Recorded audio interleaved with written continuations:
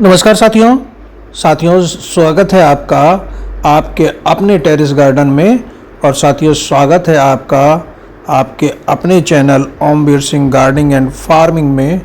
और साथियों आज हम बात करेंगे एक बहुत ही खूबसूरत से प्लांट की, जिसको कह सकते हैं कि जो कि अविनाशी और लोकप्रिय इंडोर और आउटडोर दोनों तरह का प्लांट है। अविनाशी इसलिए कहा जा सकता है जिसका नाश ना किया जा सकता हो, जिसको मारा ना जा सकता हो। एक ऐसे अजय लोकप्रिय खूबसूरत से प्लांट की आज हम बात करेंगे जिसको मारा नहीं जा सकता, जिसका विनाश नहीं किया जा सकता और जो इसकी देखभाल बहुत ही आसान है। और इस पौधे को कहते हैं स्नेक प्लांट, यानी सांप का पौधा। सांप के पौधे की दोबारा रोपण या रिपोर्टिंग की बात करेंगे और उसके देखभाल की बात करेंगे। तो इसको कहते हैं, ये देखिए देख रहे हैं मेरे पास 3 गमले हैं जिनमें ये सांप का पौधा या स्नेक प्लांट लगे हों। और ये है ड्वार्फ, छोटी प्रजाति है, बोनी किस्म है। इनको बर्ड्स नेस्ट स्नेक प्लांट कहा जाता है। ये रोसेट बनाते हैं और इनको साइंटिफिकली कहते हैं सेंसिवेरिया ट्राइफासियाटा हाहानी।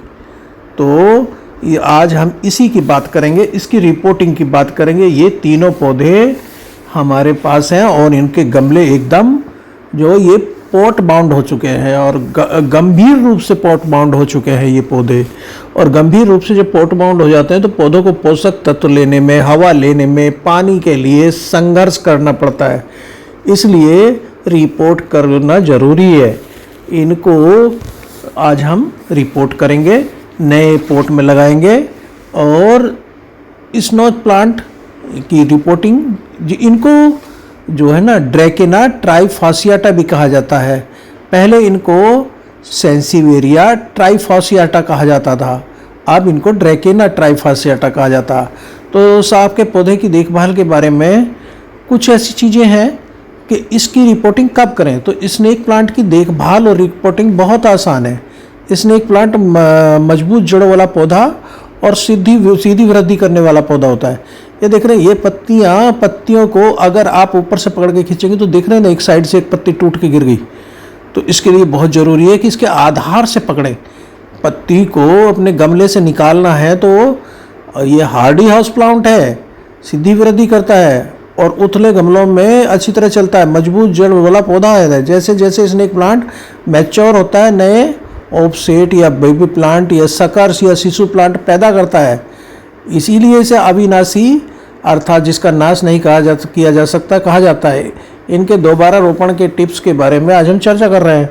दोबारा इसको कब लगाएं? देखिए धीरे से आधार से पकड़कर अगर आपने खींचोगे तो ये आराम से निकल जाएगा।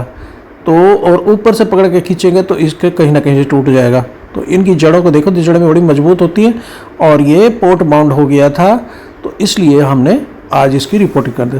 तो सबसे अच्छा समय तो इसका बसंत होता है, जब पौधा सर्दियों की डोरमेंसी से बाहर आता है और सक्रियता के साथ बढ़ना शुरू कर देता है। अगर प्लास्टिक का गमला है तो वो फटने लगेगा और टूटने लगेगा जब ये पोट बाउंड हो जाएगा, या गमला किनारों तक भर गया है तो रिपोर्ट कर लें। तो ये हमारा पूरा भर गया था एकदम। और जड़ें आपको जल निकासी क्षेत्र जो होता है ना, हॉल होता है नीचे, उसमें से बाहर निकलती दिखाई देंगी, छिद्रों से बाहर आ जाती हैं। तो या नए शिशु आपको दिखाई देने लगे तो इसमें शिशु भी बन रहे, पूरा भर गया था, जड़ें भी नीचे से निकल नहीं लगी थी।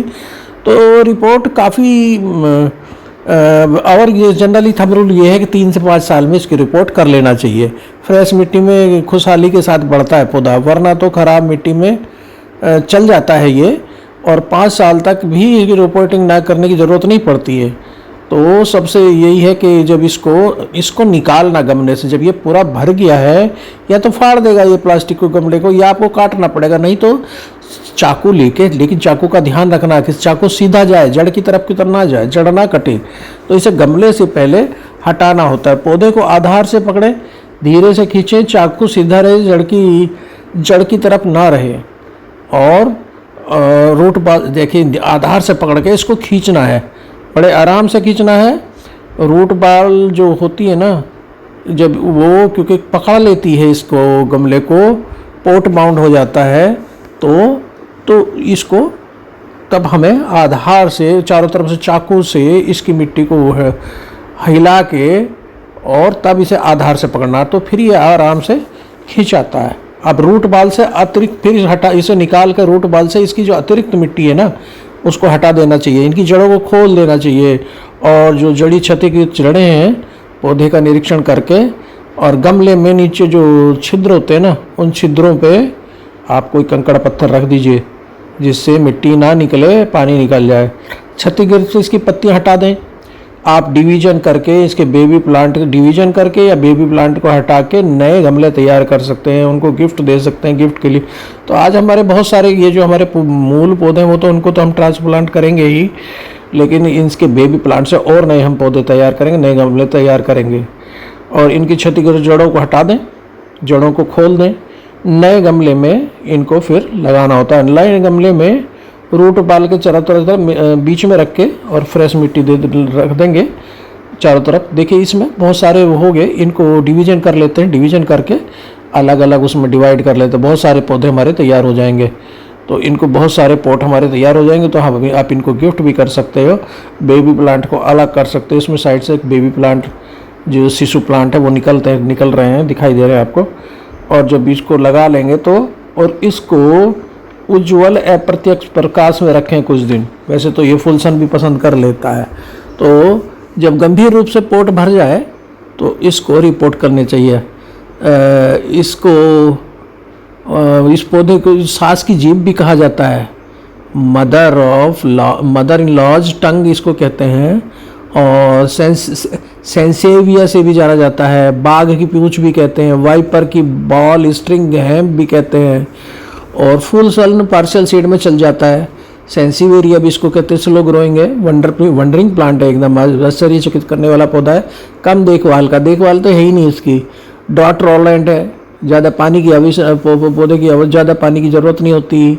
अफ्रीका का एक ये बहुत ही लोकप्रिय प्लांट है, और इसकी कुछ किस्में मैंने बताया कॉम्पैक्ट जो होती हैं, बहुत ज़्यादा नहीं बढ़ती है।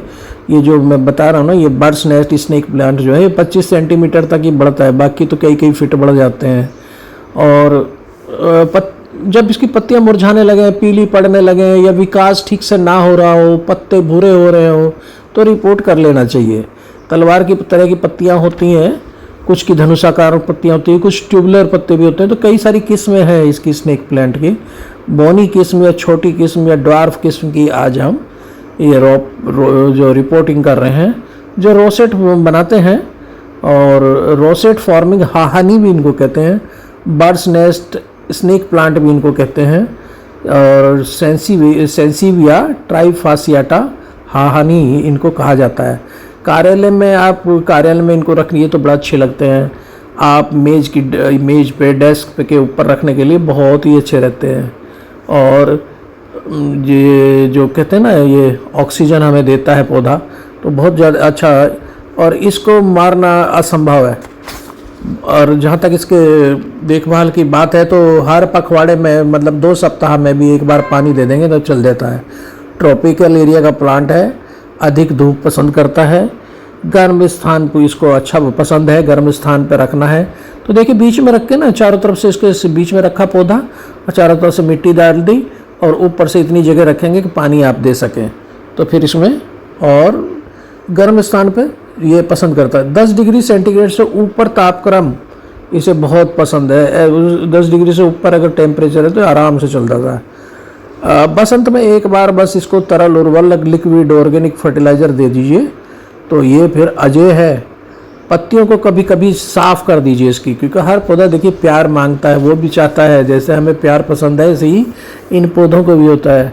तो धूल मिट्टी वो हट जाती है, और जब इसको साफ़ करेंगे तो इसको भी पौधे को अच्छा लगता है। पौधा जो ना अपने मालिक को देख देख के बढ़ता है। उसके पीछे कारण यही है कि जब आप जाओगे तो देखोगे तो उसको क्या दिक्कत है, पानी की कमी है। जब मिट्टी सूख जाए तभी से पानी देने की ज़रूरत है, ज़्यादा पानी की ज़रूरत नहीं। इसमें बहुत ज़्यादा कीट रोग नहीं लगते हैं। कभी कभी मिलीबग लगता है तो नीम ऑयल का स्प्रे कर दीजिए। तो थैंक यू दोस्तों, फिर मिलते हैं एक ऐसी वीडियो में। नमस्कार।